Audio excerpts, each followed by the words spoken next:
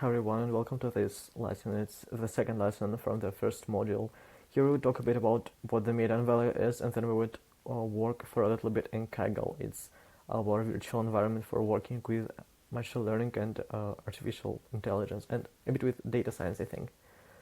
Firstly, what the median value is, it serves the same purpose as the mean value. It represents the whole data set with just one number, but from my perspective, it does it a bit more precisely and a bit more easier.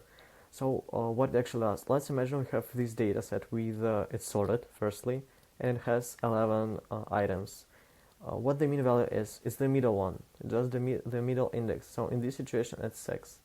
And in situations where we have 12 indexes, for example, when we have even number of indexes, we just say that we take the first index with the number divided by 2 and the next one. So it's 12 divided by 2 is 6 and the 7th one.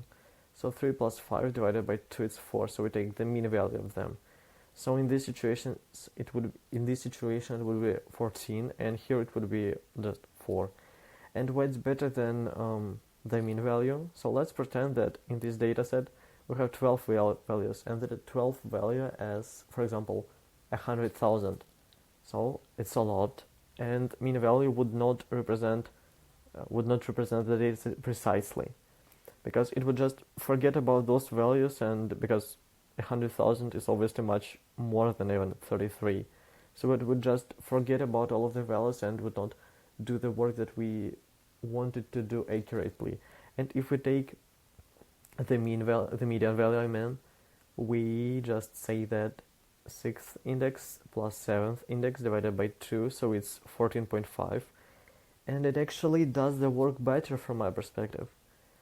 So it's the formula: when n is odd, you just take the x with this index, and when n is even, you just take the mean value from x with this index and x with this index, n divided by 2 and n divided by 2 plus 1.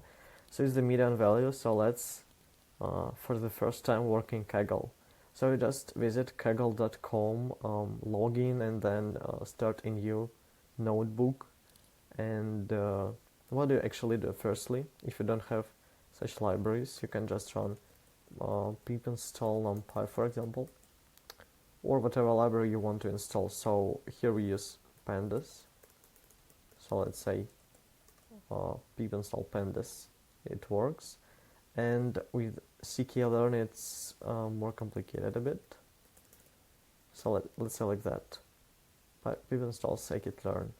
So everything's installed. We run import numpy as in pip, and this is pd, and we take our first real data set. What it is, we actually use scikit-learn for data sets, and we use this data set. I don't actually know what it is about, but you may read about it a bit.